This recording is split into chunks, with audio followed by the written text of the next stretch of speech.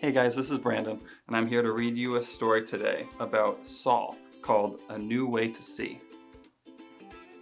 Of all the people who kept the rules, Saul was the best. I'm good at being good, he'd tell you. He was very proud and very good, but he wasn't very nice.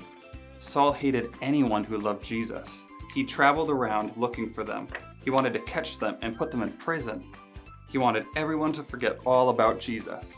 He didn't believe Jesus was the rescuer, and he didn't believe Jesus was alive either. You see, Saul had never met Jesus, so one day Jesus met Saul. Saul was on his way to Damascus when suddenly a dazzling light flashed like lightning. It was brighter than the sun. It was too bright. Saul shielded his eyes and fell to the ground. He heard a loud voice. It was too loud. It gave Saul a headache. "Saul, Saul," said the loud voice. "Why are you fighting me?" "Lord?" Saul asked. "Who are you?" "I am Jesus," said the voice. "When you hurt my friends, you were hurting me too." Saul's whole body trembled. "Go to the city," Jesus said. "I'll tell you what to do." When Saul opened his eyes, he couldn't see. His helpers had to hold his hand and lead him like a little child. Saul was blind for 3 whole days, and yet it was as if he was seeing for the very first time. Meanwhile, there was a man named Ananias who loved Jesus. Jesus came to him in a dream. "Go to Saul and pray for him, and I will make him see again." Ananias knew all about Saul and how he hated Jesus' followers. "Lord, he has come to hurt us," Ananias said. But Jesus told Ananias, "Saul is the one I have chosen to tell the whole world who I am." So Ananias went to Saul. "Brother Saul," Ananias said, "it was Jesus who you met on the road." And Ananias prayed for Saul. And suddenly, Saul could see again.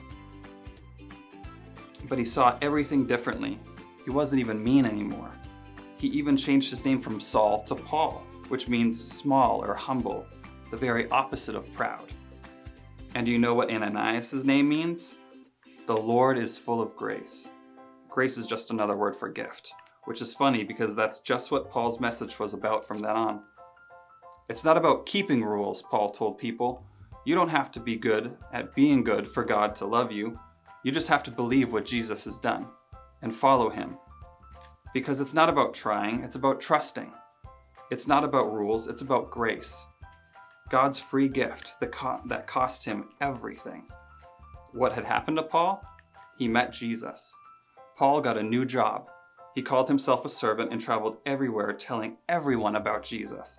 And he got shipwrecked 3 times. He even ended up in prison.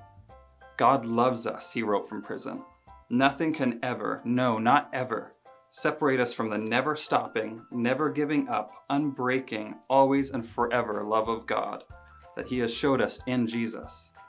And so it was, just as God promised Abraham that dark night all those years before, the family of God's children grew and grew, until one day they would come to number more than even all the stars in the sky.